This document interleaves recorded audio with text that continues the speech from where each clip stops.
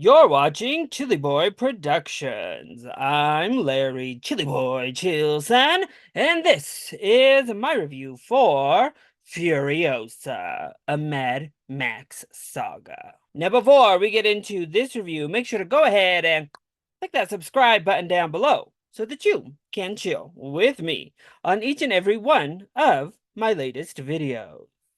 Furiosa is a 2024 action-adventure film from the inventive mind of George Miller and serves as a prequel to 2015's Mad Max Fury Road. Snatched from the green place of many mothers, a young Furiosa falls into the hands of a great biker horde led by Dementus.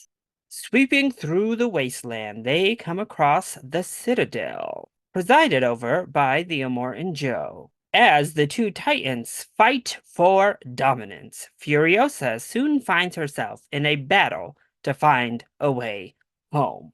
The film stars Anya Taylor-Joy as Furiosa, Chris Hemsworth, and Tom Burke. Now, Mad Max Fury Road was my absolute favorite film of 2015. I was cheering for it to win all of the Oscars. I absolutely loved it. And not only was it my favorite film of 2015, it was definitely one of my top films of the decade for the 2010s. And if I'm being honest, yeah, it's up in the ranks of my favorite films of all time. I adore Fury Road. So when I hear they were doing a Furiosa movie, at first I was hyped because we all loved Furiosa, right? But then I found out it was a prequel that wouldn't have Charlize Theron in the role. And instead we were getting Anya Taylor-Joy, who I love, but was having a difficult time seeing in the role of Furiosa. So suddenly, my hyper excitement went to vast trepidation. And then the trailers came and I thought they looked good, but never great in honesty. Chris Hemsworth, of course, whew, my boo thing got me very excited. But as much as I wanted to just be over the moon for Furiosa, in the lead up to this film, I was hyped for this, but it never clicked like I was hoping it would. Thankfully, that all went out the window when I saw the film for myself tonight in IMAX because I loved Furiosa. So let's go ahead and talk about the positives first. For George Miller, you mastermind, you. What a film you have crafted. Once again, the visual, hyper stylized look of Mad Max is here. Fury Road really let him explode with the visuals he didn't have the technology for when he made the original films in the 80s, and this film, thankfully, keeps that aesthetic rolling. What I love is that it further expanded this world, and we really got to know and learn a little bit more about these other places in the wastelands. All of the technology was just barely, but slightly lesser than in Fury Road, but all of the hall key marks were there. We did get introduced to some new vehicles, some new weaponry, colors, the CGI blend with the practical effects. It all just looks amazing. And the camera work, once again, is so good. I love how George Miller directs these films with the zooms, with the sweeps, with the wide shots into the close-ups. Everything about his direction style just clicks with Furiosa. And then we get to these action set pieces, and they are fantastic. Once again, extremely visceral. It's that beautiful mixture of the CGI with the more practical effects. It makes for this really amazing, exciting, immersive viewing experience for an action movie that works wonders. The acting here is also fantastic. I'm going to start off with Miss Anya Taylor-Joy. She is Furiosa. She's the part that had me most skeptical, but I have to say, I think she really killed it in this role. She was convincing as a younger version of the character we got to know in Mad Max Fury Road. even down to the fact that by the end, she was doing some really great voice acting. She was changing her voice and cadence to match that of Charlize Theron in the original role. And I thought she did a great job. She was able to sell the action, she was able to sell the cold ferocity of this character. She was really good. But you know who else was really good? Chris Hemsworth. Oh my gosh. Ooh, I know some people try to discount this man, but he is such a versatile actor and he is amazing in Furiosa. I love getting Chris Hemsworth in more of a villainous role. We don't get it very often, but when he gets to sink his teeth into a more evil characterization, it really works. And that is what he does here.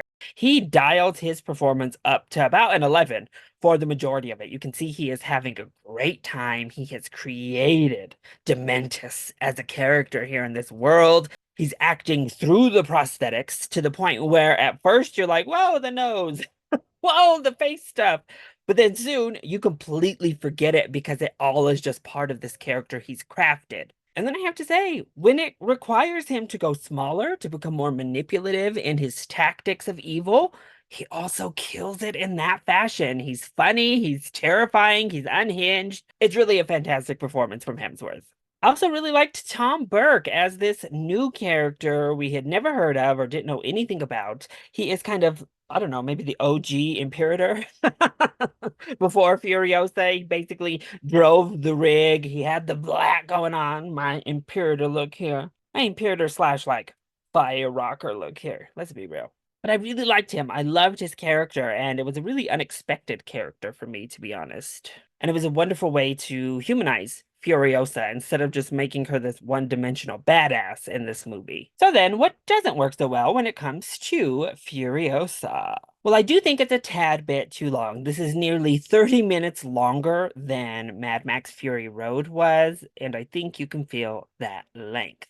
This one does not have that wall-to-wall energy we got from its sequel. Instead, it tries to take its time in a few of these areas. It helps to flesh out Furiosa as a person, as a character, get to understand her and how she got to where she was. But there are definite segments here that really feel dragged out. And I could feel the runtime in a few spots as I was watching. And one of the common criticisms of Mad Max Fury Road is that it was all like spectacle and all action, but very little story.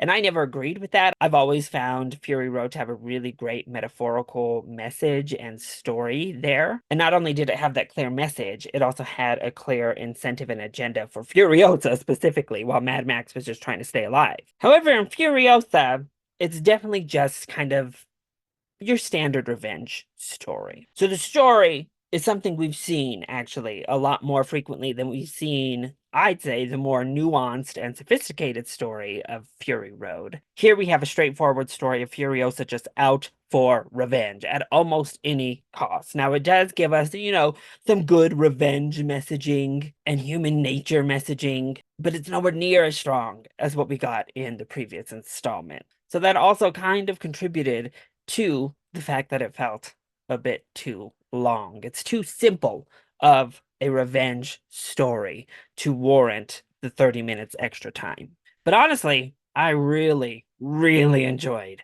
Furiosa. Now, definitely not as good as Mad Max Fury Road, but when you're talking about a masterpiece of a film like Fury Road, I mean, the standard is literally in the heavens. So